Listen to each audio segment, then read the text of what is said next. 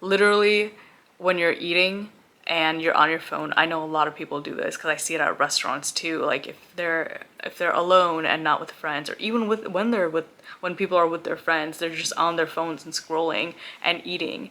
Well, you don't realize how much you eat and you don't get the signal from your body when you're full. Instead, you're just like too consumed by what you're watching that you don't really pay attention to what you're putting in your body. Hey guys, I'm Yogini. Welcome back to my YouTube channel. Today I'm talking about how to digitally detox. Yes, you heard me. In this time and era, we have been way too consumed with our phones, our laptops, our tablets for either work or for our own, enjoyment. And we just get so carried away with it that we don't take time to think about ourselves, and it really, really affects us. So I'm going to be talking to you guys about how actually bad it is to constantly be on your phone, and what you can do to not be on your phone as much, and how to just be present with yourself and stay grounded. So first things first, what does being on social media and being on your phone all the time do to your body and your brain? Literally, when you're eating and you're on your phone, I know a lot of people do this because I see it at restaurants too. Like if they're alone and not with friends, or even when people are with their friends, they're just on their phones and scrolling and eating. Well, you don't realize how much you eat and you don't get the signal from your body when you're full. Instead, you're just like too consumed by what you're watching that you don't really pay attention to what you're putting in your body. That's one. Two, when you're on your phone before bed, whatever you're watching, you're thinking about that while you go to sleep, and it's just not good for you because it just keeps your brain on, and it makes it harder for you to fall asleep. You can have anxiety from watching other people's lives on social media, and just like obsessing over their life and thinking about their life and what things are going on there, instead of focusing on your own life. Or let's say you're a woman and you see all these influencers online with like the perfect body, and now you're starting to wonder like, why don't I have this body? And so it affects your self-esteem. And so being on social media so much and really caring about what everybody thinks on there and stuff is just very it's not good for your health and your overall well-being. And so there should be times in the day where you get to just get away from your phone, get away from social media and all the content, and just be present with yourself and live your life. And so what I usually do is, one, when I'm eating, I don't have my phone with me. I think it's really bad because I like to enjoy the food that I'm eating. I don't want to just like consume it for the sake of like, oh, I need to eat at this time, I need to eat breakfast, lunch, dinner. No, I want to enjoy the food that I'm eating, that I've cooked. And then I don't like having my phone in the kitchen unless I'm looking at recipes, because I enjoy cooking and I would like to, be present while I'm cooking.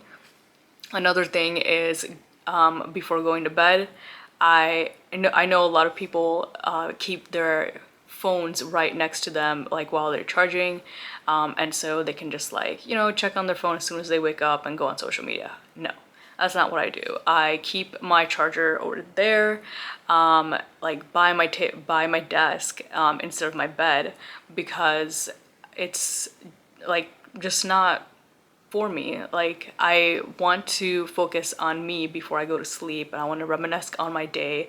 I want to plan for the day ahead in my head, instead of like scroll through something, scroll through somebody else's content and just like think about that, as I have struggle falling asleep, and I'm also not exposed to blue light as well. And so yeah, those are some things. Also, don't carry your phone into the bathroom.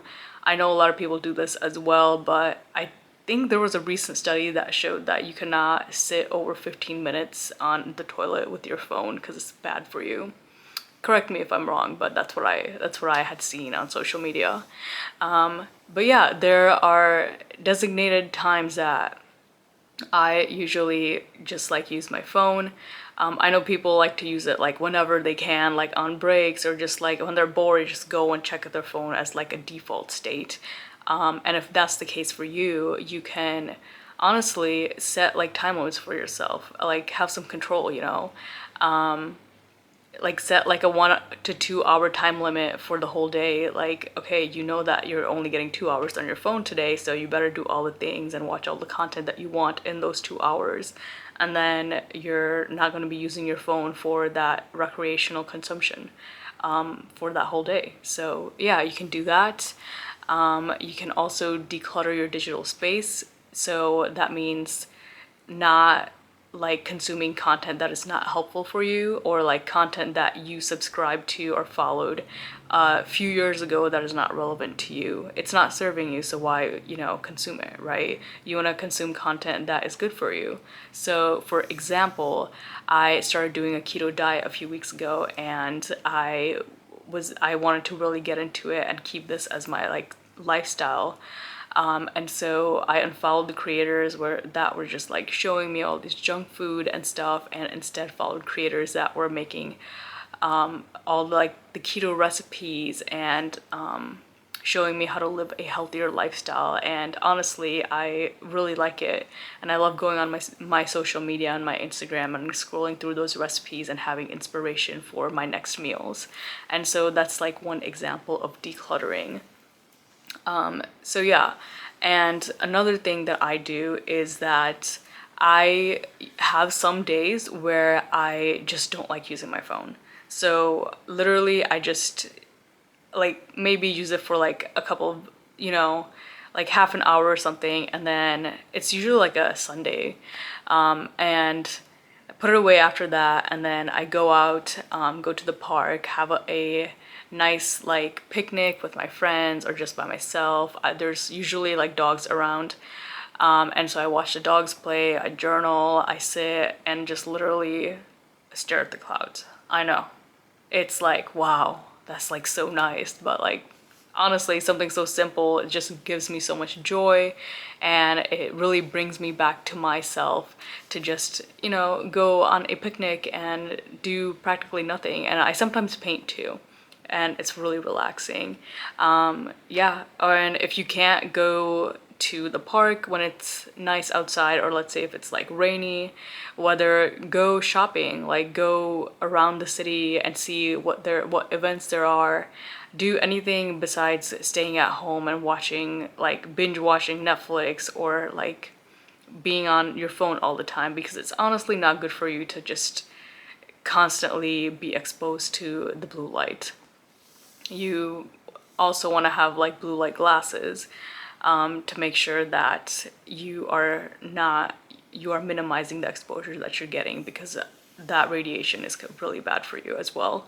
But yeah, overall, I think that it is really good to be present with yourself and to be living your life in the now instead of living like life through somebody else's lens. So like I know sometimes we can get carried away with looking at other influencers and what their life is and wishing that our life is like that, but sometimes we forget that we are creative and we've created the life that we're living right now, and we can continue to create a better life for ourselves if we just get off our phones, our tablets, our laptops, and not, you know, watch useless content. We can definitely create a better life using our laptops for work, you know, if you're working remotely or if you're an online content creator, etc. But you need to make sure that you have a balance of time for, you know, the laptop and phones and stuff, where it's time for yourself and like to get out into nature and be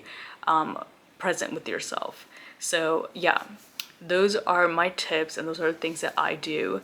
If this video resonated with you, please comment below on things that you do. I'm always constantly looking for new ideas of how to just like, you know, live in the present moment, because I sometimes even get carried away with like creating videos or like seeing what to do next or whatever, you know, chasing the next thing. Whereas I just need to ground myself and just be present. So if you have any ideas, please comment below. And if you enjoyed this video, please give me a like and subscribe, and I'll see you next week. Thank you.